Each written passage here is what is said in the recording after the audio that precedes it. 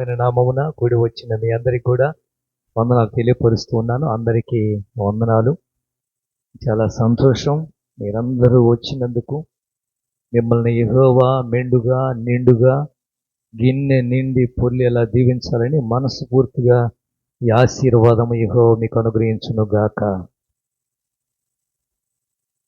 తుఫాను తాకిడి ఇబ్బంది పడ్డాం. ఆదివారం వీలైతే సాక్ష్యాలు చెప్పుకోవచ్చు. దేవుడు ఏ విధంగా విడిపించాడు అన్నది నేనే చెప్పొచ్చు సాక్ష్యం. మరి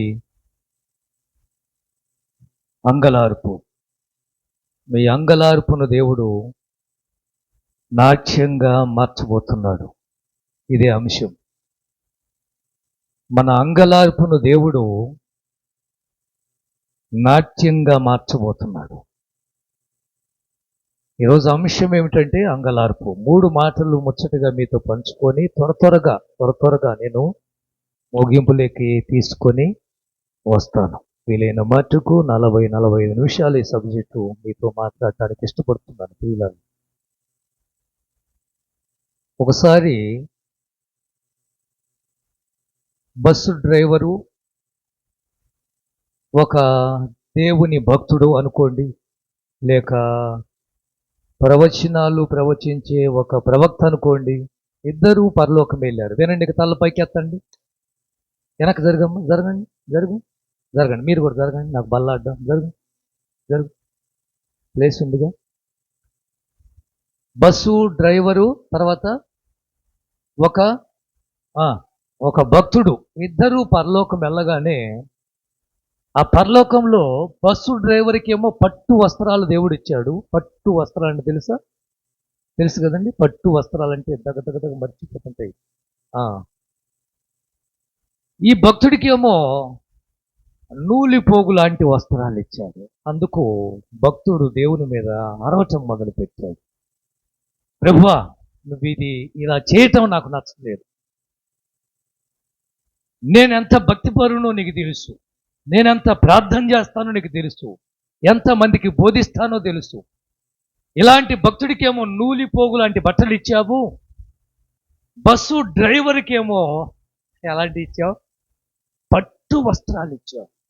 నేను హర్ట్ అయ్యాను, నేను ఫీల్ అయ్యాను, నేను బాధపడుతున్నానంటే ప్రభు అన్నాడు, నువ్వేమి అట్టుగా వద్దులే నాయనా, నేను చెప్పేది నువ్వు ప్రవచనాలు చెప్తున్నప్పుడు అందరూ నిద్రపోతున్నారు, ఒక్కరు మేలుకొనవటం లేదు.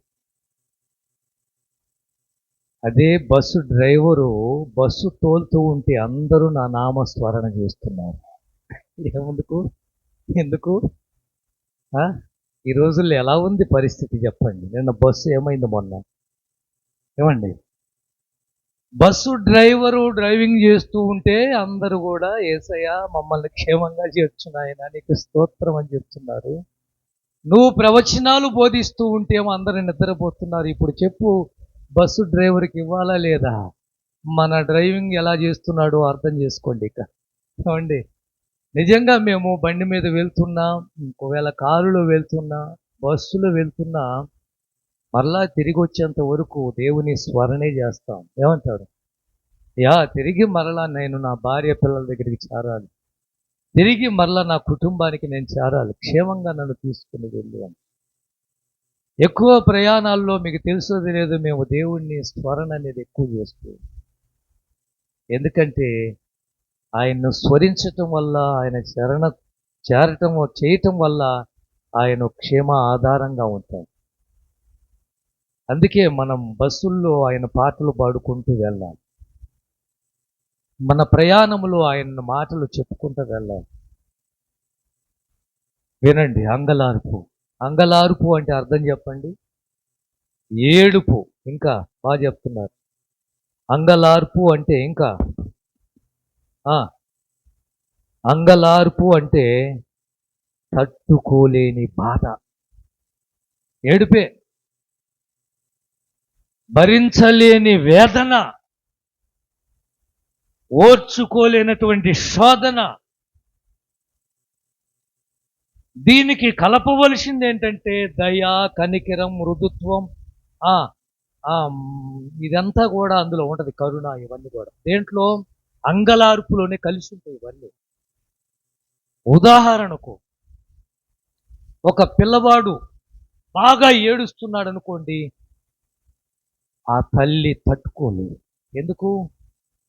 ఆ పిల్లోడి మీద కనికెరము, జాలి, దయ ఉంది కాబట్టి ఆ తల్లి ఆ బాధను భరించలేదు. ఆ పిల్లోడి ఏడుపుని ఏదో ఒక విధంగా మానిపించాలి.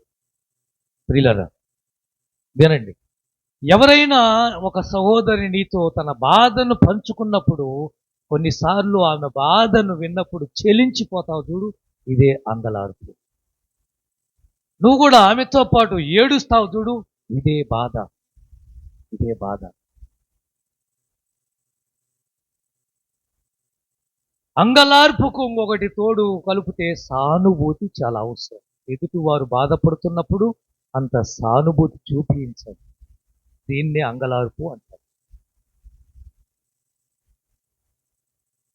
ఏషియా గ్రంథం 22వ అధ్యాయం 12, 13, 14 వచనాలు.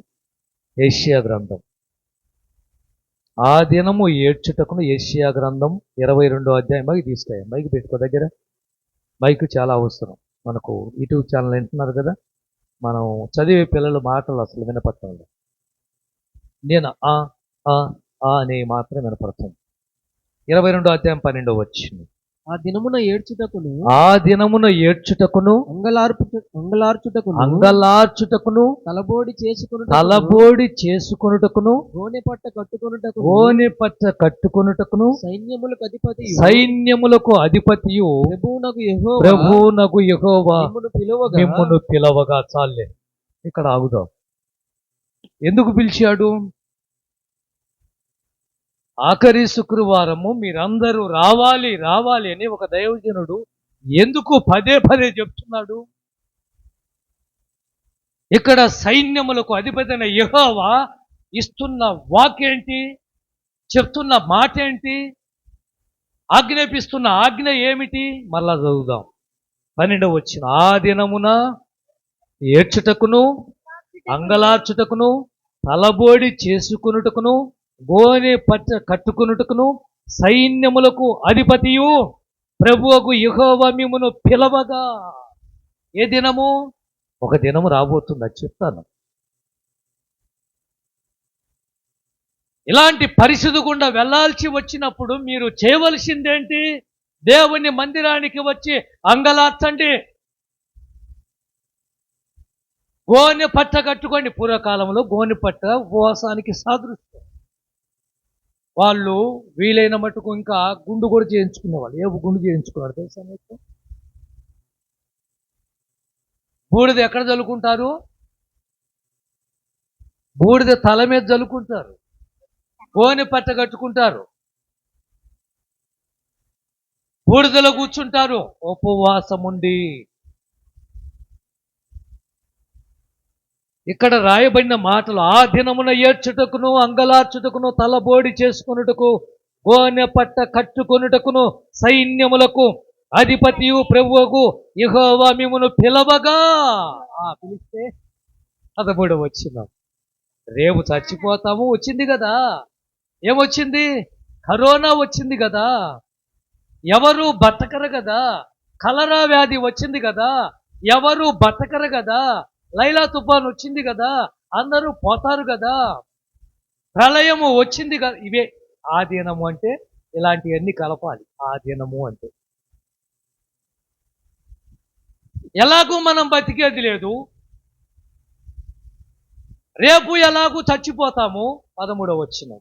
రేపు చచ్చిపోదాము గనుక తిందుము త్రాగుదము అని చెప్పి ఎడ్లను వధించుచు గొర్రెలను కోస్తూ మాంసము తినుతూ ద్రాక్షారసం త్రాగుచు మీరు సంతోషించి ఉత్సాహించుదురు గాని.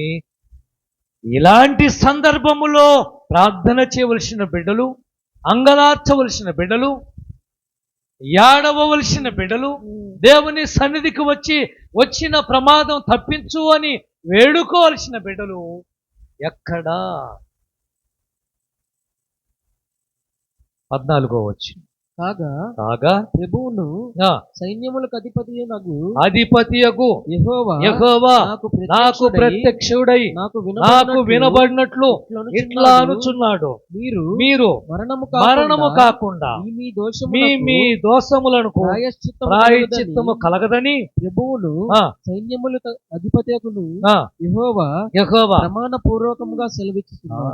చూసావా, ఈ మీ దోషమునకు ప్రాయశ్చిత్తము కలగదని దేవుడే చెప్తున్నాడు. ఎప్పుడు నువ్వు అంగలార్చడం చేత కాదు, మొర్ర పెట్టడం చేత కాదు, ప్రార్థన చేయటం చేత కాదు, ఆఖరి శుక్రవారం దేవుని సన్నిధిలో కన్నపడటం చేత కాదు, ఉపవాసం ఉండడం చేత కాదు, దేవుని మందిరంలో కాసేపు కన్నీళ్లు విడవటం చేత కాదు. ఇలాంటి చేతగాని మీకు మీ పాపాలు దోషాలు ఎలా పోతాయి, ఎలా కడగబడతాయి? ఒక వ్యక్తి మారు మనసు పొందాడు అంటే దానికి ముందు కన్నీళ్లు ఉండి తీరాలి. తెలుసా మీకు? ఒక వ్యక్తి పశ్చాత్తాప పడుతున్నాడు అంటే అతను ఏడ్చి తీరాలి, ఏడవాల్సిందే.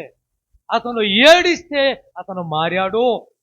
అతని కన్నీళ్లు గారిస్తే పశ్చాత్తాపడుతున్నాడు, తను చేసిన పాపానికి ప్రాయశ్చిత్తం దొరికింది, దొరకటానికి అతను ఏడ్చాడు. వీళ్ళరా, ఆ దినమున మీరు అంగలార్చవలసిన దినం, దేవుని సన్నిధిలో ఏడ్చే రోజు, ప్రార్థన చేసే రోజు. మీరేమో భయము లేకుండా బతుకుతున్నారని ఆ రోజు ఇశ్రాయేలు ప్రజలకు యెషయా ద్వారా మాట్లాడుతున్నారు. వినండి, అంగలాడుతూ. ఇక వినండి, 3 మాటలు మీతో పంచుకోబోతున్నాను. అంగలాడుతూ. ఎవరు మైకులో మాట్లాడండి. నేనా?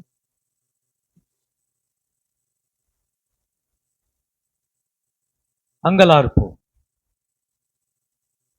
ఆదికాండము 23వ అధ్యాయం 1-2 వచనాల్లో చదవద్దులే, చదివితే చాలా టైం పడుతుంది, ఎందుకంటే రెఫరెన్స్లు ఉంటాయి కాబట్టి. అబ్రహాము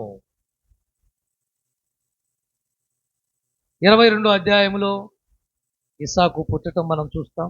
21వ అధ్యాయంలో, 22వ అధ్యాయంలో ఇస్సాకును బలి అర్పణ మనం చూస్తాం. మోరియా పర్వతం మీద బలి అర్పించడానికి తీసుకువెళ్ళటం మనం చూస్తాం. 23వ అధ్యాయానికి వచ్చే వరకు శారా చనిపోతుంది. అబ్రాహాం భార్య అయిన శారా చనిపోతుంది. ఈ శారా చనిపోయినప్పుడు అబ్రాహాము ఎలా ఏడ్చాడు తెలిసిన? అంగలార్చాడు. ఇప్పుడు చదవండి 23వ అధ్యాయం 1వ వచనం. శారా జీవించిన కాలము అనగా శారా బ్రతికిన ఏండ్లు 120 ఏండ్లు. శారా కనాను దేశమందలి హెబ్రోనును కిర్యాతర్బాలో మృతి పొందెను. అప్పుడు అబ్రహాము శారా నిమిత్తము శారా కోసము అంగలార్చుటకును అంగలార్చాడు, ఆమెను గూర్చి ఏడ్చాడు.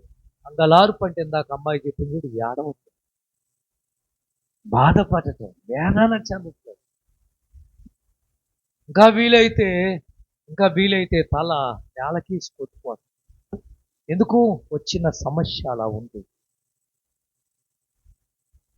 జరిగిన నష్టం అలా ఉంది. ఇప్పుడు మోసం చేశాడు, ఏం చేయాలి ఇప్పుడు? ఆమె చేతిలో మోసపోయాడు, ఏం చేయాలి ఇప్పుడు? అందరికీ తెలిసిన విషయమే, ఆఖరికి పలానోడి చేతిలో మోసపోయిందని తెలిసింది. అప్పుడే తల పాతుకొని అంగలార్చి గట్టిగా ఏడవటం. ఆ రోజు శారా చనిపోయినప్పుడు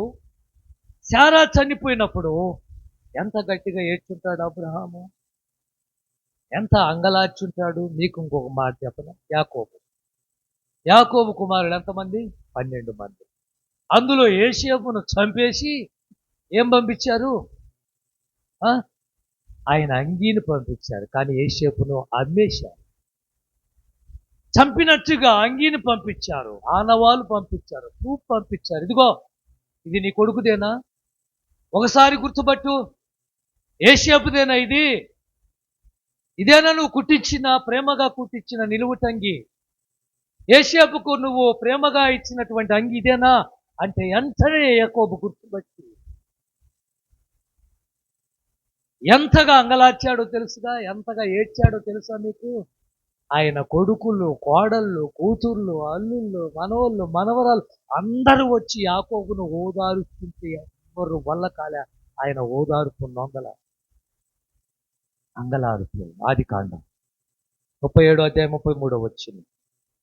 అతడు ఆది దానిని కాండం. గుర్తుపట్టి ఆ, ఈ అంగీ నా ఈ కుమారుడు అంగీ నా కుమారుడిదే. దుష్టమృగము వాణ్ణి దుష్ట మృగములు వాడిని ఏం చేశాయి? తినివేశను. తినివేశాయి. యోసేపు నిశ్చయముగా చీల్చబడినను ఆ, యాకోబు యాకోబు తన బట్టలు చింపుకొని తన నడుమున గోను పట్ట కట్టుకొని అనేక దినములు అనేక రోజులు తన కుమారుని నిమిత్తము తన కుమారుడి కోసం అంగలారుస్తుండగా అతని కుమారులందరూ అతని కుమారులందరూ అతని కుమార్తెలందరూ కుమార్తెలందరూ అతనిని ఓదార్చుటకును ఏం చేశారు? యత్నము చేసింది. ఆ, అయితే అతడు ఓదార్పు పొందనల్లక ఆ, చూసా?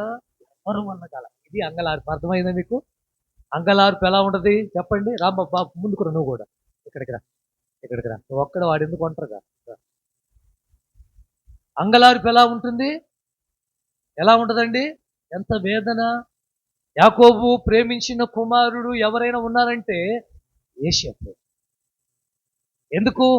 రాహేల్ అంటే యాకోబుకు అంత ఇష్టం. అంతగా ప్రేమించి ఆమె కోసం 14 ఏళ్ళు కొలువు చేస్తే ఆమెను పెళ్లి చేసుకోవడం జరిగింది. అలాంటి అమ్మాయికి పుట్టిన వాడే యోసేపు, బెన్యామీను. బెన్యామీను పుట్టిన తర్వాత రాహేల్ చనిపోయింది. ఇక ప్రేమ వీళ్ళిద్దరి మీద ఎక్కువగా పెరిగిపోయింది. అందులో యోసేపును మరీ ఎక్కువగా ప్రేమించాడు. యాకోబులాగా ఉంటాడు, అందంగా ఉంటాడు, సుందరంగా ఉంటాడు, రూపవంతుడు, చాలా అందగాడు అనమాట. తండ్రి పోలిక అంతా. అందువల్ల యాకోబుకు ఆ బిడ్డ మీద మమకారం. ఆ దాంట్లో రాహేలు ముఖం ఎక్కువ కలిసింది. యోసేపులో ఎలాంటి ముఖం కలిసింది? రాహేలు ముఖం కలిసింది, తల్లి ముఖం కలిసింది. అందువలన ఆ పిల్లోళ్ళు ఎక్కువగా ఎవరిని చూసుకునేవాడంటే వాళ్ళ అమ్మని చూసుకునేవాడు, ఆయన భార్యను. అందుకే ఈ 10 మందిని ప్రత్యేకంగా ప్రేమించిన యోసేపును ఒక ప్రత్యేకత. ఆ బిడ్డ చనిపోయినప్పుడు ఎవ్వరు వల్ల కాల. అది అంగలార్పు. ఎవ్వరు వల్ల కాల. ఎంత మంది వచ్చారు, అది ఊరుకున్నాను. నాన్న చేసేదేముందిలే నాన్న, పోనీలే నాన్న, మేమందరం ఉన్నాంగా. వల్ల కాల. అనేక రోజులు రాయబడింది కానీ ఇంచుమించు ఎన్నేళ్ళు తెలుసా? చెప్పండి, ఎన్నేళ్ళు? యోసేపు తప్పిపోయినప్పుడు ఎన్నేళ్ళు? యోసేపు అమ్మబడ్డప్పుడు ఎన్నేళ్ళు యోసేపుకు? చెప్పండి. 17 ఏళ్ళు. యోసేపుకి ఎన్నేళ్ళు? 17 ఏళ్ళు. యోసేపును మరలా కలవటానికి ఎన్ని సంవత్సరాలు పట్టింది? 13 సంవత్సరాలు పైన పట్టింది. యోసేపు జైలు జీవితమే 13 ఏళ్ళు. అర్థమైందా? మరలా యాకోబు కానాను దేశానికి వెళ్ళి యోసేపును కలుసుకోవడానికి ఇంచుమించు 15 సంవత్సరాలు పట్టింది. ఈ 15 ఏళ్ళు యోసేపును మర్చిపోలేకపోయాడు. ఏడుస్తానే ఉన్నాడు. ఏ రోజు పాపం కంటి నిండా నిద్ర లేదు యాకోబు, కడుపు నిండా తిన్నది లేదు. ఆ బిడ్డే గుర్తు. అది అంగలారుతాడు. అర్థమైందా? అదే యాకోబు చచ్చిపోయినప్పుడు 50వ అధ్యాయంలో 49వ అధ్యాయం అందరిని యాకోబు దీవిస్తాడు, 12 మంది పిల్లలను దీవించిన తర్వాత 50వ అధ్యాయంలో యాకోబు చచ్చిపోతాడు.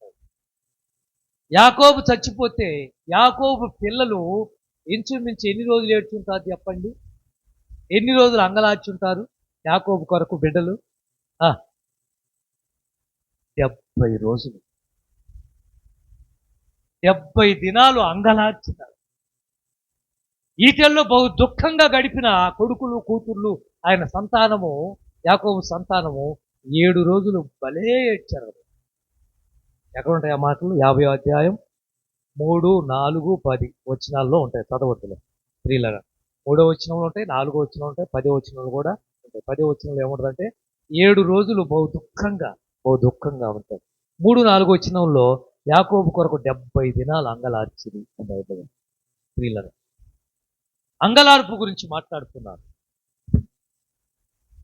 దావీదు మిద్దె మీద వెళ్ళి అల్లబోట మిద్దె మీదకి వెళ్ళి యుద్ధములో ఉండవలసిన వాడు, సైన్యమంతా యుద్ధంలో దేశం కోసం పోరాడుతూ ఉంటే దావీదు రాజయ్యుండి మిద్దె మీద ఎందుకు తిరుగుతున్నాడో తెలియదు కానీ ఆ మిద్దె మీద చూసినటువంటి చూపులు వేరుగా ఉన్నాయి. ఒక అమ్మాయి స్నానం చేస్తూ కంటపడింది. ఆ అమ్మాయిని తెచ్చుకున్నాడు. ఆ అమ్మాయితో ఉన్నాడు. ఆ అమ్మాయితో ఉన్న తర్వాత 3 నెలల తర్వాత ఆ అమ్మాయి చెప్పింది, నేను ప్రెగ్నెంట్ను అని చెప్పింది. ఈ విషయం తెలుసుకున్న దావీదు, ఎవరు మీ ఆయన, ఎవరు ఎక్కడ అంటే అడ్రస్ మొత్తం కనుక్కున్నాడు. ఎవరో కాదు, ఈయన సైన్యములోనే పనిచేసే ఒక సేవకుడు, ఉరియా పేరు. వెంటనే ఉరియాను పిలిపించాడు. ఇంటికెళ్ళి నీ భార్యతో సుఖంగా ఉండు, తను చేసిన తప్పును అతని మీద నెట్టేద్దాం అనుకున్నాడు. ఉరియా నీతిమంతుడు కాబట్టి ఆ రోజు రాజు పంపించిన సరే అన్నాడు. బయటకు వచ్చి సేవకుల దగ్గర, సైనికుల దగ్గర పడుకున్నాడు. మరలా ఉరియాను పిలిపించి మరలా మద్యం తాగించి, అంటే ద్రాక్ష రసము మళ్ళా విందు చేసి, ఎట్లానైనా పోతాడు, మత్తులో ఉన్నైనా పోతాడని మరలా మత్తు ఎక్కించి అతన్ని పంపించిన అప్పుడు కూడా ఉరియా భార్య తేలలేదు. అందుకే పాట ఉంటుంది. ఏం పాట అది? ఎస్పి బాలసుబ్రహ్మణ్యం పాడిన పాట. చాలా బాగుంటుంది ఆ పాట. సమయమా అని, ఇది సమయమా అనే పాట. ఆ, అయితే ఏ ఉరియా అయితే తను చెప్పినట్టు వినలేదో, ఆ ఉరియా చేతులలో ఒక లెటర్ పెట్టి ఎక్కడికి పంపించాడు? సేనాధిపతికి ఉత్తరాన్ని ఇచ్చేయమని చెప్పి ఆ తాకీదుని పంపించినప్పుడు తన మరణాన్ని తనే మోసుకొని వెళ్ళాడు ఉరియా. ఏమండి, ఉరియా ఎంత నీతిమంతుడో చెప్పమంటావా? అక్కడ యుద్ధం జరుగుతుంటే ఇక్కడ భార్యతో సుఖపడటానికి ఇష్టపడదు. ఎంత అద్భుతమైనటువంటి నీతిమంతుడు, ఆలోచించండి. దావీదు పిలిచి, నీ భార్యను పెళ్లి చేసుకొని వెళ్ళిపోయావు, ఇప్పుడు ఆ అమ్మాయితో ఉండటానికే కదా నేను పిలిపించింది, వెళ్ళమంటే ఉరియా ఒకటి అంటాడు, నా తోటి సహోదరులు, నా తోటి సేవకులు, నా తోటి సైనికులు యుద్ధములో బలైపోతుంటే నేను వెళ్ళి నా భార్యతో సంతోషంగా ఉండుట ఇది సమయమా? ఇది ఎలా?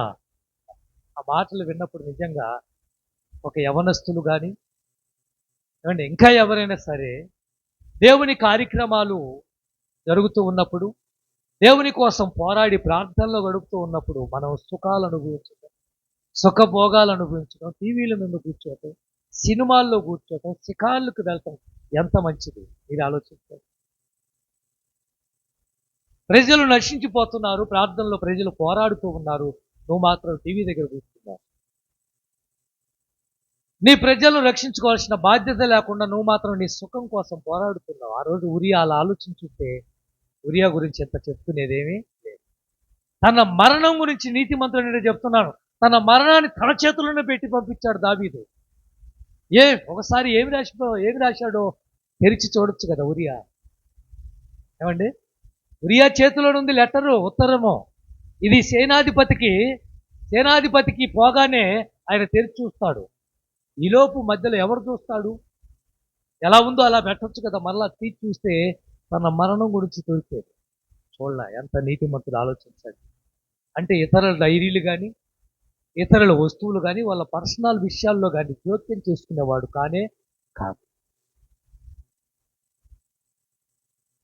ఆ మరణాన్ని తీసుకెళ్ళి అతనికి ఇస్తే సేనాధిపతి చూసి ఆశ్చర్యపోతే, నీ మరణాన్ని నువ్వే తెచ్చుకున్నావు అన్నట్టుగా చూస్తాడు. ఏముంది దాంట్లో అంటే, సైన్యములో ముందు పెట్టి ఉరియాను చంపి అని దావీదు ఒక తాకీదు రాసి పంపించాడు. దావీదు చెప్పినట్టుగానే యుద్ధ రంగంలో అలా అంటారు. సేనాధిపతి ఏమంటారంటే యుద్ధంలో అలా అంటాడు అనమాట. అలా అన్నప్పుడు వెళ్ళిపోవాలి. అలా అన్నాడు, ఉరియా ముందుకెళ్ళాడు, అలా అన్నాడు, ఇలా ఆగిపోయారు, చంపిపోయాడు శత్రువు. ఇది జరిగింది. ఇది జరిగిన వెంటనే భార్యకి విషయం తెలిసిన వెంటనే పాప ఆమె ఆయనతో కాపురం కూడా చేయలేదు. అలాంటి ఆవిడ ఉరియా కోసం అంగలార్చను, తన భర్త కోసం. మంచివాడు, చాలా నీతిమంతుడండి, యథార్థవంతుడు, ఎవరికి హాని తలపెట్టేవాడు కాదు. అందుకండి దావీదు ఎంతో ఇబ్బంది పడింది తను చంపినందువల్లే. ఆమెతో తప్పు చేసిన తర్వాత సంగతి, నీతిమంతుడైన ఒక వ్యక్తిని చంపేసినందుకే దావీదు ఇంట్లో యుద్ధం చెలరేగేది. దావీదు కొడుకులు దావీదును తరిమి తరిమి తరిమి అడవుల్లోకి నెట్టిపడేశారు. అభిషాలు దావీదు ఇంట్లోనే వాయువర్తలు లేకుండా జీవించాలి. దావీదు చేసినటువంటి పొరపాటు. అభిషాలేమే అమ్మోను నరికేస్తాడు తలకాయ. ఇద్దరు అన్నదమ్ముళ్ళు. ఎందుకో ఇంకా చెప్పాలంటే చాలా భయంకరమైన విషయాలు దావీదు గురించి ఉన్నాయి. కానీ దావీదు ఒక్క బెత్షెబా విషయంలో తప్ప అని రాయడు. ఒక్క బెత్షెబా విషయంలో పొరపాటు చేసి పశ్చాత్తాపడ్డాడు, ఇంకెక్కడ తప్పు చేయలేదని రాయడు. ఇలా చదవండి. 2 సమూయేలు గ్రంథం 11వ అధ్యాయం 26వ వచనం. 11వ అధ్యాయం 26వ వచనం. ఉరియా భార్య ఆ, తన భర్తకు ఉరియా హతమైన సంగతి విని ఉమ్, తన భర్త కొరకు అంగలార్చింది. తన భర్త కొరకు ఏం చేసింది? అంగలార్చింది. పోతే పోయాడు అనుకోలా, వీడు పోతే అడ్డం లేకుండా ఉంటుంది అనుకోలా. వాడు పోవటం వల్ల ఇప్పుడు రాజుతో నేను ఉండొచ్చు అనుకోలే ఈవిడ.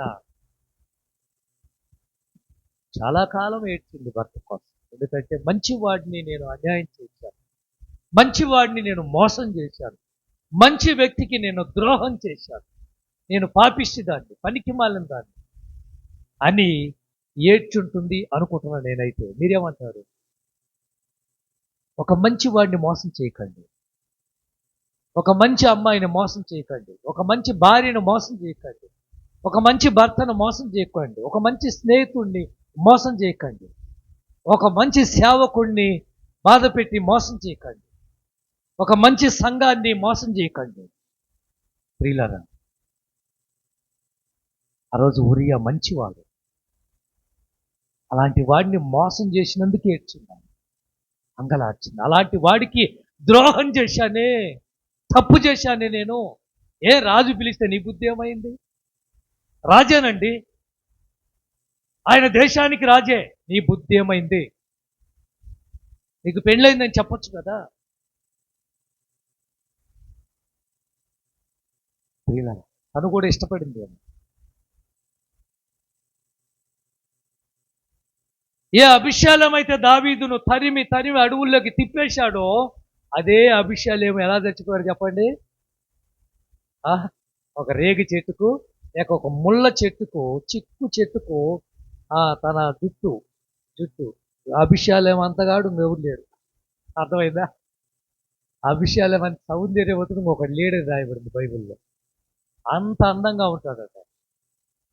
ఈ అందగాడికి అసలైనది అందం ఏంటో తెలుసా? జుట్టే. అంత జుట్టు. ఆ జుట్టు కాస్త ఎక్కడ చిక్కుంది? ఒక ముళ్ళ కంప, గుర్రం మీద వెళ్తుంటే, గాడిద మీద వెళ్తుంటే, లేక ఈ వాహనం మీద వెళ్తున్నాడు, ఇది ఎక్కడికి వెళ్ళింది? సరిగా ముళ్ళ కంపలోకి వెళ్ళింది, జుట్టు ఆ చెట్టుకు తగులుకుంది, ఇది వెళ్ళిపోయింది. మనవాడు ఏలబడి ఉన్నాడు, ఉరి తీసినవాడు ఏలబడినట్టు. అప్పటికే దావీదు మీద ఎర్రజిమ్ముకొని ఉన్నాడు, దావీదుని చంపాలండి. దేవుడు ఊరుకున్నాడా? ఆ జుట్టు చిక్కుకుంది, ఇక వల్లగాల, ఇడిపించుకోవటం వల్లగాల. దొరికాడు, యావాబు చేతులు దొరికాడు. దావీదుకు చెప్తే ఒకవేళ అభిషేలం అంటే చాలా ఇష్టం దావీదుకు, చంపొద్దు అంటాడని దావీదుకు తెలియకుండా నరికి పడేశాడు గడకాయ తీసి. ఏమండి? తర్వాత దావీదుకు తెలిస్తే దావీదు ఎలా ఏడ్చాడు తెలుసా? నా కుమారుడు అభిషేలేమో, అయ్యా నా కుమారుడు అభిషేలేమో. ఎలా ఏడుస్తాడో. నీకంటే ముందుగా నేను పోయింటే బాగుండేది కదరా అని ఏడు. అంగలార్చెను అని రాయబడింది. ఆ మాట చదివిస్తాను మీకు. 2 సమూయేలు గ్రంథం 13వ అధ్యాయం 37వ వచనం. 13వ అధ్యాయం 37వ వచనం. అయితే అభిషాలేము పారిపోయి అమీహుదు కుమారుడైన తల్మాయి అను యెషూరు రాజు వద్ద చేరెను. దావీదు అనుదినమును తన కుమారుని కొరకు అంగలార్చుచుండెను. అనుదినము ప్రతిరోజు అభిషేలం అంటే అంత ఇష్టమో దావీదుకు. ప్రతిరోజు ఏడుస్తానే ఉన్నాడు, అంగలారుస్తానే ఉన్నాడు. ప్రియమైన దేవుని బిడ్డలారా, ఇంకా మీకు తెలుసా ఏబు గురించి? ఏబు ఏడవంది ఎప్పుడు? ఏమండి? ఏబు అంగలార్చింది ఎప్పుడు? అంగలార్చకుండా ఉంది ఎప్పుడు? అంతా పోయిన తర్వాత ఏబు ఏడవని రోజు లేదండి. చదవండి ఏబు గ్రంథం 10వ అధ్యాయం మొదటి వచనం. 10వ అధ్యాయం మొదటి వచనం. త్వరగా తీయండి కొంచెం, మనకు టైం కలిసి రావాలి. 10 మొదటి వచనం. నా బ్రతుకునందు నాకు విసుగు పుట్టినది, ఇసుకు వచ్చేసింది, నేను అడ్డు లేకుండా అంగలార్చదను. నేను ఎలా? నాకు అడ్డు రావద్దు నాయన. ఎవరిని? స్నేహితులతో అంటాడు ఏబో, నాకు అడ్డుపడుతున్నారు మీరు, నేను ఏడవాలనుంది నాకు. నేను అంగలార్చాలని ఉంది నాకు, మీరేమో అడ్డుపడుతున్నారు. సూటిపోటి మాటలతో నాకు అడ్డుపడుతున్నారు. మీరు అడ్డు లేకుండా ఉంటే నేను అంగలారుస్తాను. నాకు ఇసుకొచ్చేసింది మీ మాటలు విని విని విని. అందుకే ఒక ప్రవచనం బైబిల్లో ఉంది, రామాలో అంగలార్పు వినబడును. ఇది ప్రవచనం. ఎక్కడ అంగలార్పు? రామాలో అంగలార్పు ఎక్కడ ఉంటుంది? మత్తయి సువార్తలో ఉంటుంది ఈ ప్రవచనం. ఇర్మియా ప్రవచించిన ప్రవచనం ఇది. మత్తయి సువార్త 2వ అధ్యాయం 17వ వచనంలో, రామాలో 17వ వచనం, 2:17. అందువలన రామాలో అంగలార్పు వినబడును. ఏడ్పును చాలే వదిలే, రాహేలు అవన్నీ కనపడతాయి. రామాలో ఏం వినపడుతుంది? అంగలార్పు వినపడుతుంది. ఇది ఇర్మియా గారు ప్రవచించిన ప్రవచనం. ఇర్మియా 31:15లో ఉంటాయి ఇదే మాటలు, ఇదే ప్రవచనం. ఇర్మియా 31:15 వచనం చదవద్దులే. ఎందుకు చదవద్దు? అదే మాట ఇక్కడ ఏముందో మత్తయి సువార్తలో అదే మాట ఇర్మియా ప్రవచనము మత్తయి గారు ఇక్కడ ఎత్తి రాశాడు. ఎందుకు ఈ మాట రాశాడు? రామాలో అంగలార్పు ఏంటి? ఆ రోజు యేసుక్రీస్తు పుట్టినప్పుడు జ్ఞానులు వచ్చి యేసు ప్రభువును దర్శించిన తర్వాత ఆయన గురించి హేరోదుకు తెలపకుండా చెప్పకుండా వెళ్ళిపోయారు. ఇది జరిగింది అక్కడ. హేరోదు ఏమన్నాడు? మీరు చూసి ఆయన్ను పూజించి మరలా వచ్చి నాకు చెప్పండి, నేను పూజిస్తానన్నాడు. ఎందుకు? నేను రాజుగా ఉండగా మరొకడు రాజుగా పుడతాడా అనే దాని మీద హేరోదు ఉన్నాడు. ప్రియులారా వినండి. ఆ రాత్రి దేవదూత ప్రత్యక్షమై యేషబ్బో, నీ కొడుకుని తీసుకొని, యేసుని తీసుకొని, మరియమ్మని తీసుకొని నువ్వు ఐగుప్తుకి వెళ్ళు, నేను చెప్పేంత వరకు అక్కడే ఉండు అని. జ్ఞానులు ఒక దారిన మరొక దారిలో వెళ్ళిపోతారు. యేషబ్బు మరియా యేసు ప్రభుని తీసుకొని ఐగుప్తుకి వెళ్ళిపోతారు. ఇప్పుడు హేరోదుకు అర్థం కాలే, వాని వయసు ఎంత ఉంటుందో అని తెలుసుకున్నాడు. 2 సంవత్సరాల లోపు. తప్పేయండి. ఎవరిని 2 సంవత్సరాల లోపు పుట్టిన మగపిల్లలందరినీ చంపేయండి. కొన్ని వందల వేల మందిని చంపేశారండి దేశంలో ఆ రోజున. ప్రతి తల్లి కడుపు కోత ఏ రోజుకి తగిలింది. అందుకే పురుగులు పడి తెచ్చాడు. వీళ్ళగా ఉసురు ఊరకనే పోదు అంటాడు. ఏమండి ఏంటి? నా ఉసురు తగలకపోదురా నీకు అంటారు. ఏ రోజు ఎంతమంది తల్లులు నేర్పించాడు, ఎంతమంది తల్లు కడుపు కోత ఇబ్బంది పెట్టింది చెప్పండి. ఆ రోజు ఫరో ఏం చేశాడండి? ఐగుప్తులో మగపిల్లలను పడితే చంపేయమంటే ఆ తల్లి అంతా అల్లాడిపోద్దన్న జ్ఞానం ఏమైంది? బిడ్డ వేరైతేనే తట్టుకోలేదు తల్లి. ఇప్పుడు మా మనోడు పుచ్చాడు, అమ్మా నువ్వు ఎక్కడ ఉండమ్మా కోళ్ళలో కాసేపు నా పిల్లలు మేము తీసుకెళ్తామంటే ఆ తల్లి ఎలా ఉంటుంది మీరు చెప్పండి? వేరు చేస్తేనే తల్లి ఊరుకోదు. అలాంటిది బిడ్డను చంపేస్తే 2 సంవత్సరాల లోపు పిల్లలను కొన్ని వందల వేల మందిని చంపేశారు దేశంలో యేసు ప్రభు కోసం. రామాలో ఏంటి? అంగలార్పు, ఏడుపు.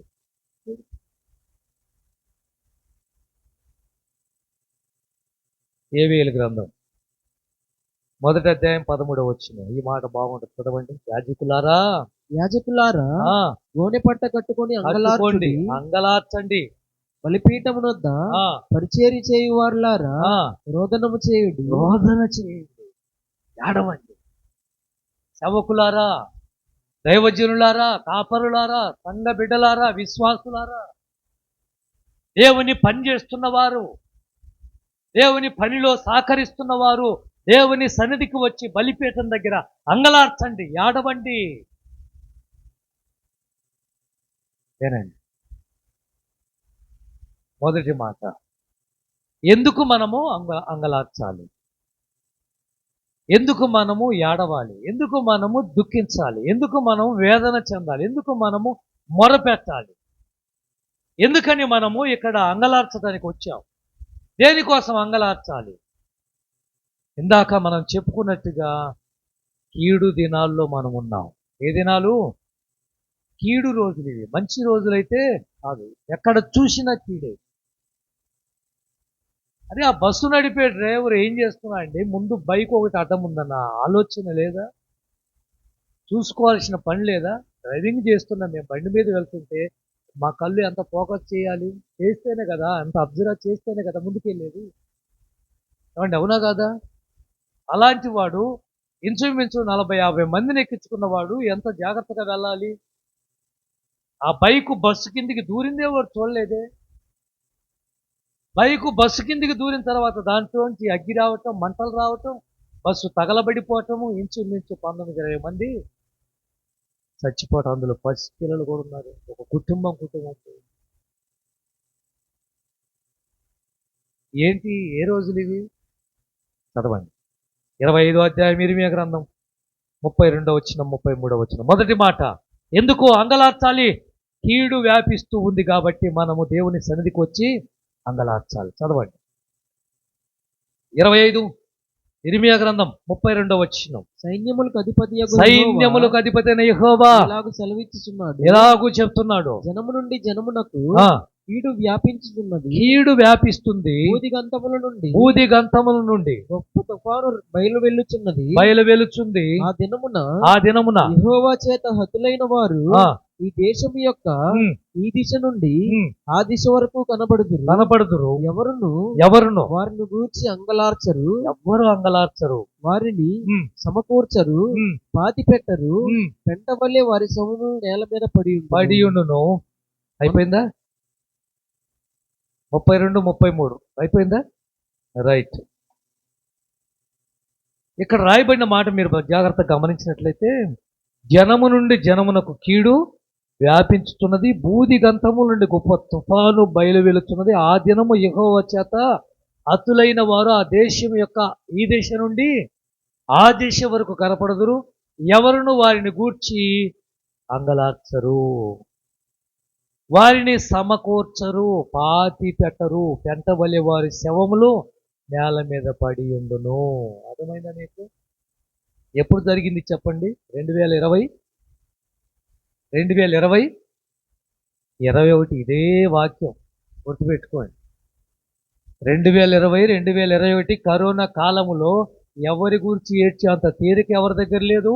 ఎవరి ప్రాణాలు వాళ్ళు కాపాడుకోవడానికి పరిగెత్తారే తప్ప, దాక్కున్నారే తప్ప, మా అమ్మ పోయింది, మా నాన్న పోయాడు, మా భార్య పోయింది, నా భర్త పోయాడు, నా కొడుకు పోయి, ఎవరి గురించి అంగలార్చే వాళ్ళు.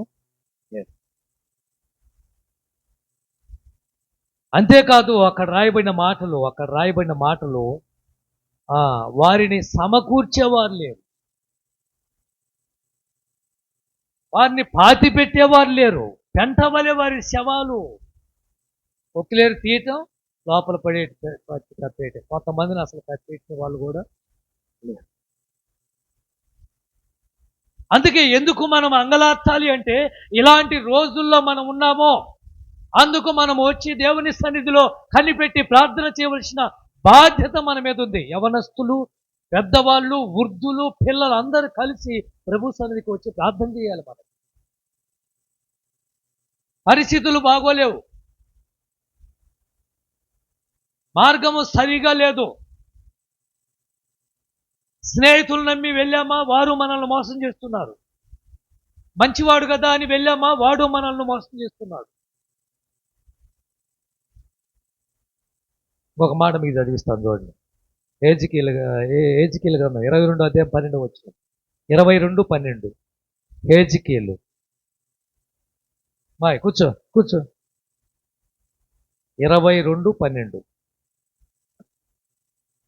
నన్ను మరచిపోయి నరహత్యకై లంచం పుచ్చుకొని వారు నీలో ఉన్నారు. అప్పిచ్చి వడ్డీ పుచ్చుకొని ఈ పొరుగు వారిని బాధించుతూ నీవు బలవంతముగా వారిని దోచుకొనుచున్నావు. అది కాదే, యెషయా గ్రంథమా 22, హెజ్కేలు గ్రంథం 21:12 అనుకుంటాయా, క్షమించాలి. 21:12 చూడు. పుత్రుడా, అంగలార్చుము, అంగలార్చుము, కేకలు వేయుము. కేకలు వేయండి మీరు. అది ఎలా? నా జనుల మీదకి ఎలా? ఏం చేయాలి? ఎలా? మనం ఎలా? నరపుత్రుడా, అంగలార్చి కేకలు వేయండి. మీరు ప్రార్థన చేయమంటే పెదాలు కదలటం లేదు. అన్న ప్రార్థనలు మనయన్ని. ఏమండి? ఎలాంటి ప్రార్థనలు మనయన్ని? చెప్పండి. నిద్రపోతాం. ఎలాంటి ప్రార్థనలు మనయన్ని? అందరు కాదు, కొంతమంది. అన్న ప్రార్థన తెలుసా మీకు? చెప్పండి, అన్న ప్రార్థన ఎలా చేసింది? అంటే పెదవులు మాత్రం కదులుతున్నాయి, వినపడలే. అందుకే పాపం ఆయన పిత్తరపోయింది. ఎవరు ఆయన? ఏలి పాస్టర్. ఏమని? పొద్దున్నే తాగొచ్చింది, మత్తులో ఉంది ఈవిడ అనుకున్నారు పాపం. ఎందుకు? ఆఖరిలో మన ప్రార్థన ఎలా చేయాలి? గంభీరం. కొని పుట్టాలి. పక్కన నిద్రపోతున్నాం, లేచి భయపడి. అండి, అర్థమైందా? ఎవరు మన పక్కన నీళ్ళలో నిద్రపోతుంటారు కదా, భయపడి రావాలా? అసలు ఏం జరుగుతుందా, ఏంది ఈ గోళ అని చెప్పి. ఆల్ రైట్ అంటే ఎట్లుండాలి? ఉజ్జీవం, మంట రగలాలన్నమాట. ఎందుకు అంగలార్చి కేకలు వేయమన్నాడు? అది నా జనుల మీదకి, ఇజ్రాయేలు ప్రధానుల మీదకి వచ్చుతున్నది. ఏంటది? ఖడ్గ భయము నా జనులకు తటస్థించినది కనుక నీ తొడను చరుచుకో. దేన్ని? ఏం తెచ్చుకోవాలి? ఎవరైనా చూశారా మీరు ఛాలెంజ్ చేయటం? తీసి దమ్ముంటే రా చూసుకుంటాం అసలు. అండి, ప్రార్థనలో ఏం చేయాలి? తడుచుకోవాలి. పరిస్థితులు బాగోలేవు. ఎజికేలు గ్రంథమే 30వ అధ్యాయం మొదటి వచనం. యెహోవా వాక్కు నాకు ప్రత్యక్షమై ఇలాగ సెలవిచ్చెను. నరపుత్రుడా, సమాచారం ఎత్తి ప్రవచింపము. ప్రభువకు యెహోవా సెలవిచ్చినదేమనగా, ఆహా, శ్రమదినము వచ్చెనే, అంగలార్చండి. శ్రమదినము వచ్చెనే, యెహోవా దినము వచ్చెను. అది ఏ దినము? దుర్దినము. చెప్పండి ఇప్పుడు, ఏ దినము? దుర్దినం అండి. ఇలాంటి రోజుల్లో ఉండి ప్రార్థన మానేసి, మందిరం మానుకొని, సంఘములో కలవటం మానేసి, వీలైతే రావటం, వీలు కాకపోతే మానేయటము ఎంతవరకు సబబో ఒక ఆత్మీయుడిగా మిమ్మల్ని నేను అడుగుతున్నాను. ఒక ఆత్మీయురాలుగా నేను అడుగుతున్నాను. ఇదే ఒక ఆత్మీయ జీవితంలో ఉండాల్సిన లక్షణము. శ్రమదినం వచ్చింది, యెహోవా దినం వచ్చింది. ఇది ఆ దినమున మనం ఏమైపోతామో తెలియదు. అంగలార్చండి, కేకలు వేయండి. ఇర్మియా గారు రాస్తూ అంటాడు, ఇర్మియా గ్రంథమేనా? తీసి పెట్టి 22వ అధ్యాయం 10వ వచనంలో ఇర్మియా గారు రాస్తూ 22వ అధ్యాయం 10వ వచనంలో చచ్చిపోయిన వారి గురించి ఆడవద్దు అంటాడు. అంటే మనం ఏడ్చేది ఎవరి కోసం? అసలు మనం ఏడ్చేదే చచ్చిపోయినప్పుడు. మన వాళ్ళు ఎవరైనా చచ్చిపోతే మనము, చదవండి ఇప్పుడు చదువు. చనిపోయిన వారి గురించి ఏడవద్దు. ఏమన్నాడు? చచ్చిపోయిన వారి గురించి ఆడవద్దు, వాని గురించి అంగలార్చొద్దు. వెళ్ళిపోవచ్చున్న వాని గురించి బహురోదనము చేయుడు. ఏడ మీరు అండర్లైన్ చేస్తే, చచ్చిపోయిన వాడి గురించి ఆడవద్దు, వాడు తిరిగి రాడు. దాని అర్థం అది. తర్వాత ఏమిచ్చాడు? వాని గూర్చి అంగలార్చవద్దు. వాడి గూర్చి మీరు అసలు అంగలార్చి బాధపడద్దు, వదిలే. వెళ్ళిపోవటానికి సిద్ధంగా ఉన్నాడే, నరకానికి వెళ్ళటానికి సిద్ధంగా ఉన్నాడే, లోకాన్ని వదిలిపెట్టడానికి సిద్ధంగా ఉన్నాడే, మన కళ్ళెదురుగా కనిపిస్తున్నాడు. వాడి మరణము మనకు కనిపిస్తుంది, వాడు అంతం దగ్గరికి వచ్చింది, వాడి అంత దశ వచ్చింది అని అర్థమవుతుంది. అప్పుడు వాడి కోసం నువ్వేం చేయి? అంగలా. అందుకే ఒక వ్యక్తిని ఎలా లాగమంటాడంటే దేవుడు అగ్నిలో నుంచి లాగినట్టు అంటాడు. ఎలా లాగాలి మనము? అగ్నిలో నుంచి, అగ్నిలో పడ్డోండి ఏ విధంగా కాపాడుతామో ఆ విధంగా రక్షించేదే అంగలార్పు, ప్రార్థన. ఆ విధంగా కాపాడుకోగలిగేదే ప్రార్థన. ఎందుకు అంగలార్చేది? భూమి పాడైపోయిందండి. ఎందుకు అంగలార్చేది? మేత స్థలాలు పాడైపోయినాయి. ఇప్పుడు మేత ఉందా? అంటే గొర్రెలకు మేత స్థలం ఉందా? ఇంతకుముందు బీళ్లు ఉండేవి, ఎద్దులకు బీళ్లు ఉండేవి, బర్రెలకు బీళ్లు ఉండేవి. ఇప్పుడు లేవు. నేను మా ఊరికి వెళ్తుంటే కొండలన్నీ పగలగొట్టేసి పొలాలు వేసారండి. అవి కొండలవి. అవన్నీ మేత స్థలాలు ఏమైపోయినాయి, పర్వతాలు ఏమైపోయినాయి, పక్షులు ఏమైపోయినాయి, అంతరించిపోయినాయి. మీకు అర్థం కావటానికి ఇరిమియా గ్రంథానికి వెళ్ళి 9వ అధ్యాయం 10వ వచనం. 9:10. పర్వతముల విషయమై ఆ, రోదనమును ఉమ్. అంగలార్పును చేయుదును. దేనికోసం? పర్వతాల కోసం అంగలార్చుతున్నారు, ఏడుస్తున్నారు. అరణ్యములోని మేత స్థలములను అరణ్యములో ఉండవలసిన, కొండల స్థలాల్లో ఉండవలసిన, మేత స్థలం ఉండవలసింది ఏమైపోయింది చెప్పండి. చదువు. అరణ్యములోని మేత స్థలమును బట్టి ఉమ్, విలాపము చేయుదును. ఉమ్, అవి పాడాయను. అది పాడైపోయిందండి. సంచారము చేయువాడెవడునూ లేడు. లేడు. పశువులు ఆ, అరుపులు వినపడవు. పశువులు లేవు. ఆకాశ పక్షులను ఆ, జంతువులను పారిపోయి ఉన్నవి. ఉమ్. అవి తొలగిపోయి ఉన్నవి. చూసావా? ఆకాశ పక్షులు పొద్దున్నే చక్కగా పిచ్చుకలు అరుపులు వినపడాయి. ఇప్పుడు ఏడున్నాయి అండి? పక్షుల అరుపులు ఏడున్నాయి? జంతువుల అరుపులు ఏడున్నాయి? బర్రెల అరుపులు ఏడున్నాయి? ఎద్దుల అరుపులు ఏడున్నాయి? ఆవుల అరుపులు ఏడున్నాయి? గొర్రెల అరుపులు ఏడున్నాయి?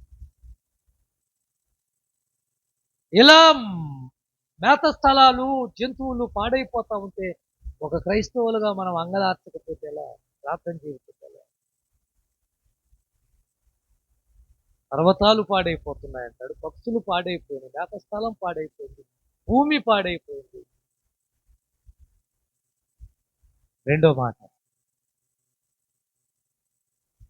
ఎవరు అంగలార్చాలి? మొదటి మాట చెప్పండి, ఎందుకు అంగలార్చాలి? కీడు వ్యాపించుతుంది కాబట్టి మనం అంగలార్చాలి, కీడు రోజులు కాబట్టి. రెండోది, ఎవరు అంగలార్చాలి?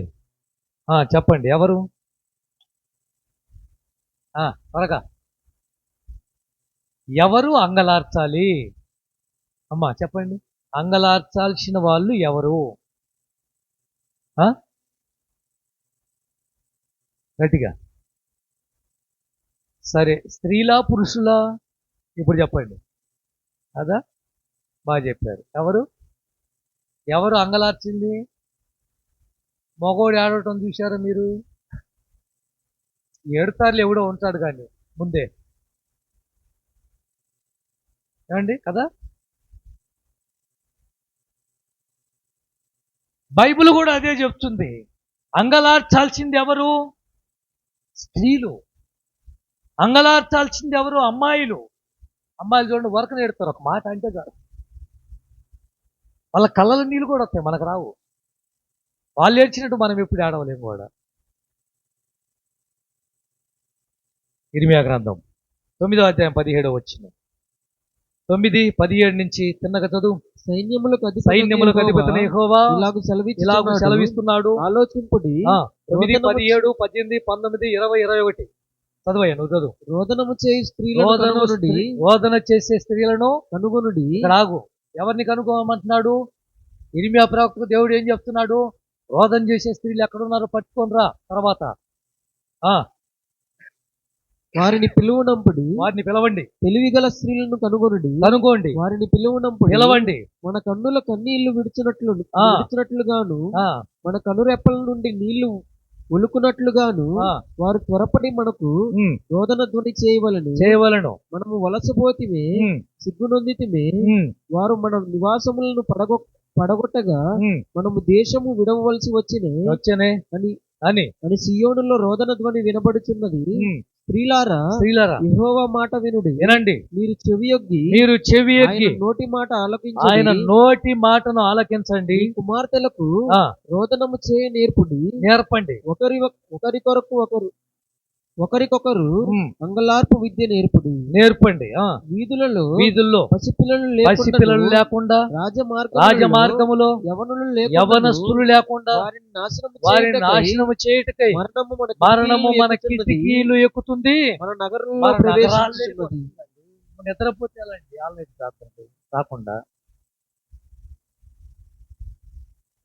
ఎవరు ఆడవలసింది? ఎవరు విలపించాల్సింది? ఎవరు కన్నీళ్లు కార్చాల్సింది? ఎవరు దుఃఖించాల్సింది? ఎవరిని దేవుడు పిలవమంటున్నాడు? ఎవరిని పిలుచుకొని రమ్మన్నాడు ఇర్మియాను? అంగలార్చేవాళ్ళు, బోధన చేసేవాళ్ళు, తెలివి కలిగిన వారు, చురుకైన వాళ్ళు కావాలి. మీ కుమార్తెలకు ఏ విద్య నేర్పించమంటున్నాడు? అంగలార్చే విద్య వారికి నేర్పించాలి. అది ఒక విద్య. దాన్ని అభ్యాసం చేయండి, వారికి నేర్పించండి. ఆడవటం నేర్పేయండి, దేవుని మందిరంలో కన్నీళ్లు కార్చడం నేర్పించండి. ఆ పిల్లలు ఏం చేస్తారంటే వాళ్ళ నాన్న కోసం కన్నీళ్లు గారితే చాలు, చచ్చిపోవాల్సిన హాస్పిటల్లో చచ్చిపోవాల్సిన తండ్రి బిడ్డ కన్నీళ్లను బట్టి బతుకుతాడు. ఆడపిల్లలంటే మామూలు వాళ్ళండి. ఆడపిల్లంటే ఏమనుకుంటున్నారు మీరు? చాలా చాలా మంది వాళ్ళని ధూళి కిందేస్తారు కానీ, ధూళి లెక్కన కింద ఉండాల్సింది అంటారు కానీ, ఆడపిల్లంటే ఏమనుకుంటున్నారు మీరు? ఆ ధూళిని కూడా తక్కువ అంచనా వేయకండి. ధూళి అనుకుంటే ఏమనుకుంటున్నారు? కాళ్ళ కింద ఉంటదిలే ధూళి అనుకుంటా, అది కంటిలో పడ్డప్పుడు తెలిసిద్ది మీకు. ఏది అది కంటిలో పడింది అనుకో దిమ్మ తిరిగిపోద్ది. ధూళి సంగతి అట్లా. ఇప్పుడు ఆడపిల్లలు కూడా ధూళి లెక్కేస్తున్నారు. వాళ్ళు చెలరేగారనుకో అగ్గయి ఇంటికి నిప్పు పెట్టి తగలబెట్టేసి వెళ్ళిపోతారు. ఏమండి? ఎంత చురుకైన వాళ్ళు! ఆ రోజు ఎబ్రీ స్త్రీలు మంత్రస్థానాలు వెళ్ళక ముందే పిల్లల్ని కానీ మాయం చేసి పడేశారండి. లేకపోతే మోసే ఎలా బతికేవాడు? మీరే చెప్పండి. ఆ రోజు మంత్రస్థానంలో ఫరో అడుగుతాడు, ఏమైంది, మగపిల్లలు ఎలా బతుకుతున్నారు, ఏం జరుగుతుందంటే, ఏం చేయమంటావు రాజుగారు, మేము వెళ్ళే వరకు వాళ్ళు బిడ్డను కట్టున్నారు, మాయం చేస్తున్నారు, ఏం చేయమంటావు? ఎంత చురుకైన వాళ్ళు ఎబ్రీ స్త్రీలు. ఐగుప్తు స్త్రీల కంటే చురుకైన వాళ్ళు ఎవరంటే ఎబ్రీ స్త్రీలు. ఆడపిల్లంటే చురుకైంది, ఆడపిల్లంటే తెలివైంది, ఆడపిల్లంటే అనుకోగలిగింది, ఆడపిల్లంటే గుణం కలిగింది.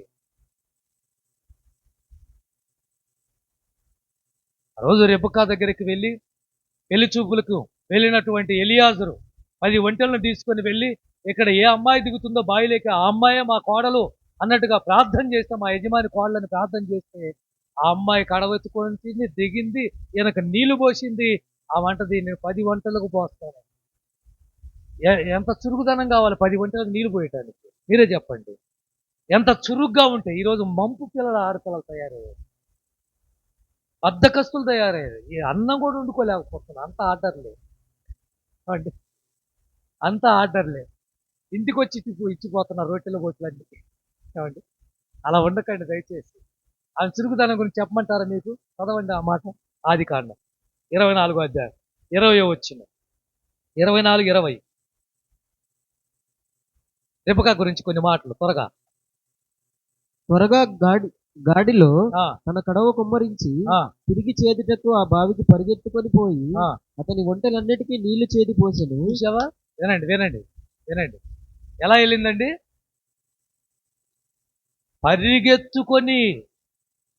ఎంత చురుగ్గా ఉందో ఆలోచించండి రెబెకా.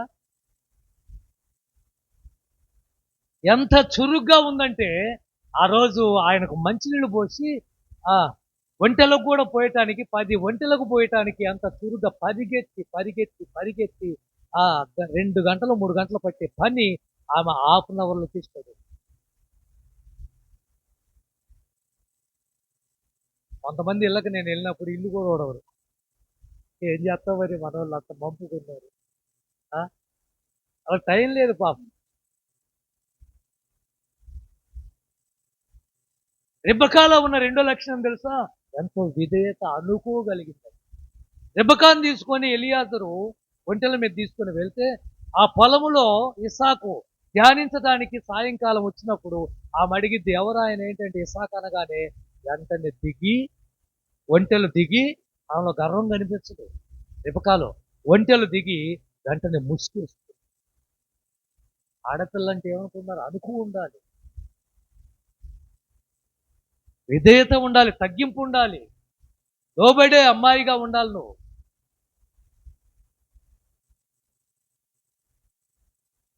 అంతేకాదు, ఒక సమస్య రెబెకాకు వచ్చింది. ఒక సమస్య వచ్చింది.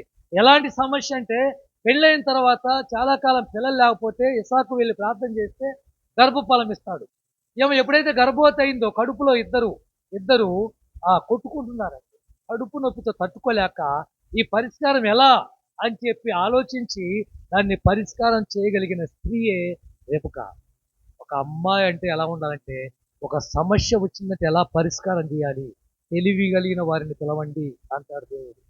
ఇర్మియాతో ఎలాంటి వారిని? తెలివితేటలు ఉండాలి. పిక్కలలో మాదిరి ఉంటే ఎలా చెప్పండి? వెళ్ళి దేవుణ్ణి అడిగిందండి, నా సమస్య ఇది, కడుపులో ఇద్దరు, మరి ఏం జరుగుతుందో లేదు, అల్లాడిపోతున్నాను, కొత్తంత నొప్పిగా ఉంది ప్రభు అంటే, ఈ కడుపులో ఇద్దరున్నారని దేవుడు చెప్పారు. పరిష్కారం అయిపోయింది. అడగవేళ్ళను. చదవండి ఆ మాటలు కూడా. 25వ అధ్యాయం ఆదికాండం 22వ వచనం. ఆ సమస్య ఎలా పరిష్కారం చేసుకుంది చూడు. ఆమె గర్భములో ఆ, శిశువులు ఒకటితోనొకడు పెనుగులాడి కనుక ఆ, ఆమె ఆ, ఇలాగైతే నేను బ్రతుకుట ఉమ్, ఎందుకని అనుకొని ఉమ్. ఈ విషయమై యెహోవాను అడుగ వెళ్ళెను. అడగవేళ్ళను. చూసావా, ఒక సమస్య వచ్చింది, ఎలా పరిష్కారం తేల్చేసుకోవాలి. చచ్చిపోతే బాగుండు, పరిస్థితి అది, ఆమెకున్న పరిస్థితి అది. కానీ పరిష్కారం కోసం పోరాడాలి.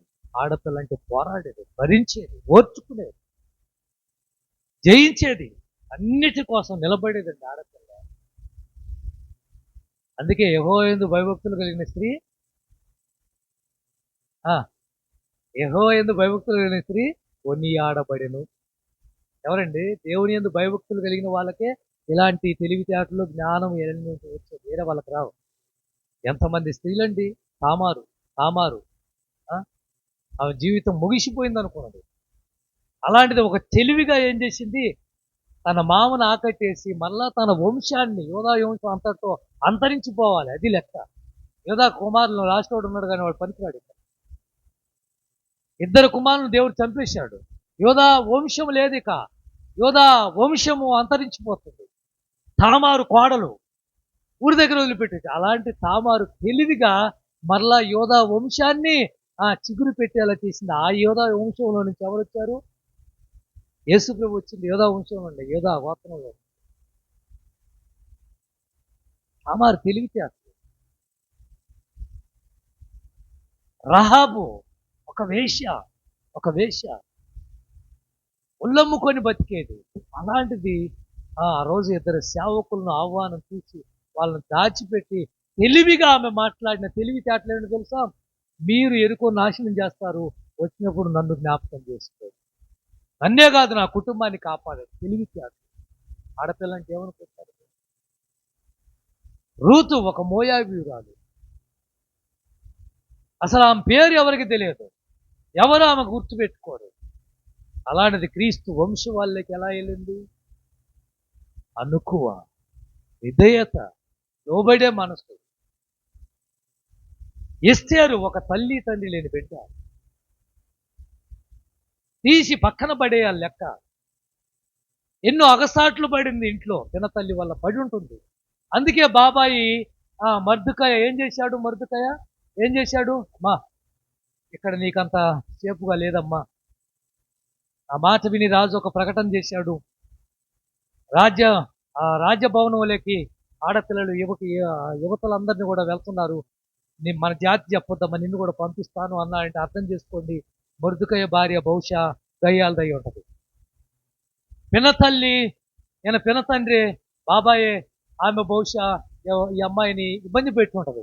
ఇవన్నీ గమనించిన మర్దుకాయ తెలివిగా ఎస్తేరుని తీసుకెళ్ళి అక్కడ పెడితే ఆ ప్రార్థన అనుభవం జీవితం ఆమె జీవితాన్ని మార్చేస్తుంది. ఏమంటే ఆడపిల్ల అంటే ఎవరికి ఆశాభాష. ఆడపిల్ల లేకపోతే మనం బతుకులే లేవు మగవాళ్ళం. అర్థమైందా ఎక్కువ అండి?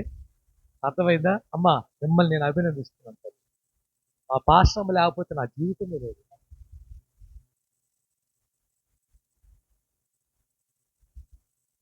అద్భుతం ప్రియమైన దేవుని. అందుకే ఆడపిల్లని ఏడి పెంచుతాం. అర్థమైందా? ఆడపిల్లను మీ తోగుతూ ఉంది. ఆడపిల్లల్ని ఏడిపించామా మనకు పుట్టగతులు. కాబట్టి ప్రియమైన దేవుని బిడ్డలారా, అంగలార్చేది, ఏడ్చేది, పోరాడేది, జయించేది అన్నిటికీ ఆడపిల్లే. అందుకే బైబిల్లో స్త్రీ పురుషుల్ని ఆయన సృష్టించిన రాయబడింది తెలుసా? పురుషుడు ముందు రావాలి కదా, పురుషుడు ముందు రాలా, స్త్రీ పురుషుడు అని బైబిల్లో రెఫరెన్స్ చూపిస్తాను ఒకసారి. ఆయన స్త్రీని పురుషుడిని చేశాన్ని ముందు రాసి ఉంటుంది. ఎంతో ప్రాధాన్యత స్త్రీకి ఇచ్చాడు. చంద్రబాబు కూడా స్త్రీకి అన్ని పథకాలు మీకే, ఒక్క పథకం కూడా మాకు లేదు అంటే అన్ని పథకాలు, బస్సు కూడా మీకే ఇచ్చేస్తారు. మేమేంటి వెళ్ళాలి చెప్పండి? మూడో మాట అయిపోయింది, ముగింపు. దీంట్లో ఎలా అంగలార్చాలని చెప్పలేదా మీకు? చెప్పలేదు. ఎవరు అంగలార్చాలంటే స్త్రీలు. ఎలా ఎలా అంగలార్చాలి స్త్రీలు? చెప్తున్నాను. మూడో మాటకు పోకముందు ఎలా అంగలార్చాలి? ఏవేలు గ్రంథం 1వ అధ్యాయం 8వ వచనం. ఏవేలు గ్రంథం 1వ అధ్యాయము 8వ వచనం.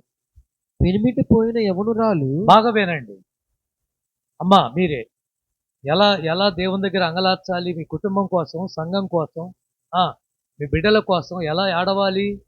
పెనిమిటి పోయిన యవనురాలు గోనె పట్ట కట్టుకొని అంగలార్చినట్లు నీవు అంగలార్చాలి.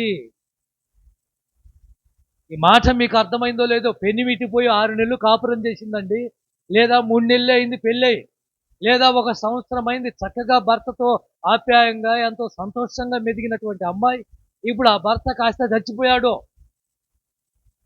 పెళ్ళై 6 నెలలు కాలేదు, పెళ్ళై 9 నెలలు కాలేదు, పెళ్ళై 12 నెలలు కాలేదు, భర్త చచ్చిపోయాడు. ఇప్పుడు చెప్పండి, ఆ అమ్మాయిని ఓదార్చగలమా? ఎంతో ఇష్టపడిన భర్త లేడు ఇప్పుడు. ఆ అమ్మాయిని ఏడుపు ఆపగలమా మనము? ఆ అమ్మాయిని ఏడవకుండా చేయగలమా మనము?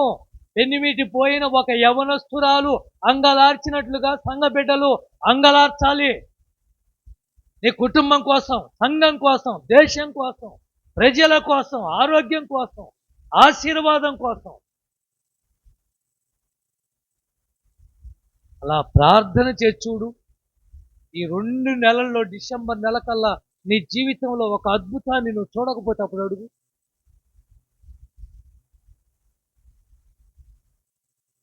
మూడో మాట అయిపోయింది. మూడో మాట, మనము మన అంగలార్పును దేవుడు ఏం చేస్తాడని చెప్పాను. ఫస్ట్ మాట నాట్యంగా, మన టైటిల్ ఇది. ఫస్ట్ మాట కాదు, మన టైటిల్ ఏంటంటే మన అంగలార్పును దేవుడు ఎలా మారుస్తాడు? నాట్యంగా మారుస్తాడు. 2-3 నిమిషాలు అయిపోయింది ఇది. ఇప్పుడు చదవండి, ఇర్మియా గ్రంథానికి వెళ్ళండి. ఈ మాట మూడో మాట 30వ అధ్యాయం 11వ వచనం 12వ వచనం. ఏది? ఇర్మియా గ్రంథమా? ఇర్మియా గ్రంథం 30, 11, 12 చూడు ఒకసారి. 31, 13 క్షమించ 31, 13. వారి దుఃఖమునకు ప్రతిగా సంతోషమిచ్చి వారిని ఆదరించెదను. విచారము కొట్టివేసి నేను వారికి ఆనందము కలుగు చేసేదను. గనుక యవనస్తులు వృద్ధులు కూడి నాట్యమందు సంతోషం. ఎప్పుడు నాట్యం చేస్తాం? ఎప్పుడు పాటలు పాడుతాం? ఎప్పుడు డాన్స్ చేస్తాం? చెప్పండి. మీ దుఃఖం ఏం కావాలి? మీ దుఃఖం ఏం కావాలి? సమాప్తమైపోవాలి. మీ ఏడుపు ఏం కావాలి? ఆగిపోవాలి. మీ వేదన ఏం కావాలి? అంతటితో ఆగిపోవాలి. ఎప్పుడు? ఏదో ఒక అద్భుతం జరుగుతేనే. ఇప్పుడు కీర్తనలకు వెళ్ళండి. 30వ అధ్యాయం 11వ వచనం. 30వ అధ్యాయం 11. పిల్లలు మాట్లాడుతున్నారు. నా ప్రాణము మౌనముగా నుండక నిన్ను కీర్తించినట్లు నా అంగలార్పును నీవు నాట్యముగా మార్చి. నా అంగలార్పును నువ్వేం చేశావు? నా అంగలార్పును నీవు నాట్యంగా మార్చావు. దేవునికి స్తోత్రము కలుగునుగా. హల్లెలూయా. ఈ ఆఖరి శుక్రవారము, ఆఖరి రోజు 10వ నెలలో గుర్తుపెట్టుకోవాల్సిన అసలైన మాట, నీ అంగలార్పును దేవుడు నాట్యంగా మార్చిపోతున్నాడు. నీ దుఃఖాన్ని సమాప్తం చేసి ఆనందాన్ని కుమ్మరించబోతున్నాడు. ఆ రోజు నాట్యం చేయడానికి కారణం చెప్తున్నాడు ముగించే ముందుగా. ఎర్ర సముద్రం దాటి వచ్చిన తర్వాత మిరియాము తంబూరు ఒకటి పట్టుకొని, మిరియాము అంటే ప్రవక్తామా, ఎక్కడ? నిర్గమాకాండం 15వ అధ్యాయం 20వ వచనం కానించి ఇంకా పాటలు పాడటం మొదలు పెడతాం. అప్పుడు దాకా మిరియాము ఏడవలేదా? అప్పుడు దాకా తనకు వేదన లేదా? అప్పుడు దాకా తనకు బాధ లేదా? ఇంచుమించు 430 ఏళ్ళు ఇశ్రాయేలు ప్రజలు బానిసలుగా ఏడుస్తా ఉన్నారు. అందులో మిరియాము ఉంది, అందులో హారోను ఉన్నాడు, అందులో ఎంతో మంది భక్తి పరులు ఉన్నారు, పరిశుద్ధులు ఉన్నారు. ఎప్పుడైతే 10 తెగుళ్ళు పెట్టి దేవుడు విడిపించాడో, విమోచించాడో, ఎర్ర సముద్రాన్ని చీల్చి ఆరిన నేలగా చేశాడో, వారు బయట పడిన తర్వాత ఆమె తమ్ముడు పట్టుకొని నాట్యము చేస్తూ ఇక పాటలు పాడుతారు. అది ఇప్పుడు చెప్పండి, ఎప్పుడు పాటలు పాడతాం, ఎప్పుడు నాట్యం చేస్తాం? ఒక అద్భుతం జరగాలి, ఒక గొప్ప కార్యం జరగాలి, ఒక మహత్కార్యం జరగాలి. అప్పుడు అప్పుడు సంగీత పాటలు. ఒక మాట చదివిస్తాను మీకు, చూడండి. ఒక మాట మీకు చదివిస్తాను. 49వ కీర్తన 3వ వచనం, 50వ కీర్తన 4వ వచనం. 49:3, 54. నా నోరు ఆ, విజ్ఞాన విషయములను పలుకును, ఉమ్, నా హృదయ ధ్యానము ఉమ్. పూర్ణ వివేకమును గూర్చినదై ఉండును. 149:3, 149 కీర్తన 3వ వచనం. 150 నాట్యముతో వారు ఉమ్. ఆయన నామమును స్తుతించుదురు గాక. చూసావా ఎలా నాట్యం అవుతుంది.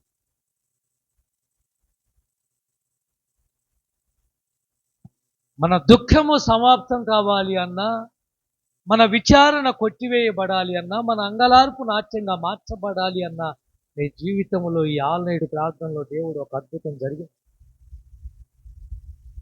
నువ్వు అనుకున్న దానికంటే, కోరుకున్న దానికంటే, అడిగిన దానికంటే అద్భుతం దేవుడు చేసినప్పుడు మాత్రమే నువ్వు నాట్యం చేయగలవు, డ్యాన్స్ చేయగలవు, పాటలు పాడగలవు, ఆత్మతో నింపబడగలవు, సంతోషంగా ఉండగలవు. అంతకు మించి ఇక నీ వల్ల కాదు. దీంట్లో ఒకటి మీతో చెప్పవచ్చు, రోజు బాధపడేవాడు, రోజు ఏడ్చేవాడు, రోజు వేదన చెందేవాడు, ఎందుకు ఏడుస్తున్నాడు, ఎందుకు బాధపడుతున్నా అంటే వాళ్ళన్నారు, వీళ్ళన్నారు, వాళ్ళన్నారు అనే మాటల్ని పట్టించుకొని ఏడుస్తూ ఒకరోజు ఒక గురువు గారి దగ్గరికి వెళ్ళాడు. తన బాధ అంతా చెప్పుకున్నాడు. అయ్యా, నా పరిస్థితి ఎలా ఉంది, ఏం చేయాలో అర్థం కావటం లేదు, ఎవరన్నా తట్టుకోలేకపోతున్నాను, ఏమన్నా తట్టుకోలేకపోతున్నాను, వాళ్ళన్న మాటలు ఆలోచిస్తూ ఉంటున్నాను, నిద్ర పట్టడం లేదు, తిండి తినబుద్ధి కావటం లేదు, ఏం చేయాలో అర్థం కాలేదంటే గురువు గారు అన్నాడు, రేపు ఉదయం రా, నీకు పరిష్కారం చెప్తావు. పొద్దున్నే వచ్చాడు. పొద్దున్నే రాగానే ఒక పాత్ర నిండా నీళ్లు పోసి ఆ పాత్ర ఇచ్చి, ఇదిగో ఈ వీధిని వెళ్ళి ఆ వీధిని రా, ఒక్క బొట్టు కూడా కింద పోవటానికి వీలు.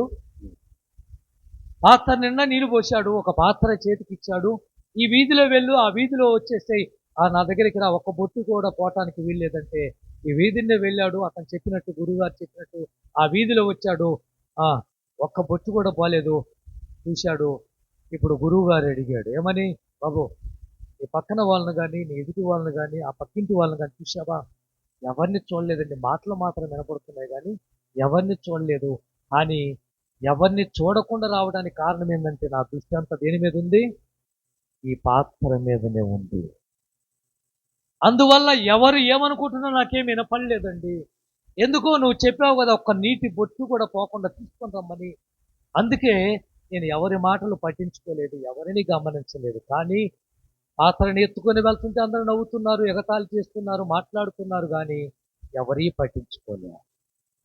ఇప్పుడు చెప్తున్నాను, నీ దృష్టి, నీ గురి, నువ్వేమని గోల్ పెట్టుకున్నావో దాని మీద పెట్టు. వాడన్నాడు, ఈడన్నాడు, ఆ అమ్మాయి అన్నది, ఈ అమ్మాయి అన్నది, ఆ అమ్మ అన్నది, ఈ అమ్మ అన్నది, ఇవన్నీ వద్దు. నువ్వు నాట్యం చేయగలగాలి, నువ్వు సంతోషంగా ఆనందంగా కేకలు వేయాలి, సంతోషంగా పాటలు పాడాలి అంటే వాళ్ళన్నారు, వీళ్ళన్నారని ఏడ్చినన్ని రోజులు ఏడుస్తానే వదిలే. అవన్నీ పట్టించుకోవాలి. రకరకాల మనుషులు ఉన్నారు. నీ ఆ పాత్ర మీద ఏ విధంగా అతను దృష్టి పెట్టాడో, 2 వీధులు తిరిగి వచ్చాడు, ఎవరి మాటలు పట్టించుకోలేదు, ఎవరిని గమనించలేదు. అలా నువ్వు గురిపెట్టి ముందుకు వెళ్ళగలిగిన రోజున తప్పకుండా నీ జీవితంలో ఒక అద్భుతం ఉంటుంది, ఒక గమ్యం నువ్వు చేరగలవు. 3 మాటలు చెప్పాను. మొదటి మాట చెప్పండి. ఎందుకు అంగలార్చాలి? కీడు వ్యాపిస్తుంది కాబట్టి మనం అంగలార్చాలి. రెండో మాట, ఎవరు అంగలార్చాలి? స్త్రీలు, మీ కుమార్తెలు అంగలార్చే విద్య నేర్పించండి, ఏడ్చే విద్య నేర్పించండి, ప్రార్థన చేసే విద్య నేర్పించండి, పాటలు పాడే విద్య నేర్పించండి. 3, మన అంగలార్పును దేవుడు నాట్యంగా మార్చబోతున్నాడు. చప్పట్లు కూడా దేవుని స్తుతించండి మరి. హల్లెలూయా.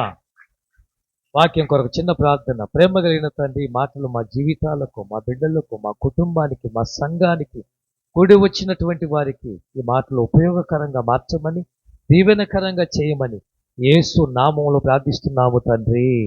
ఆమేన్.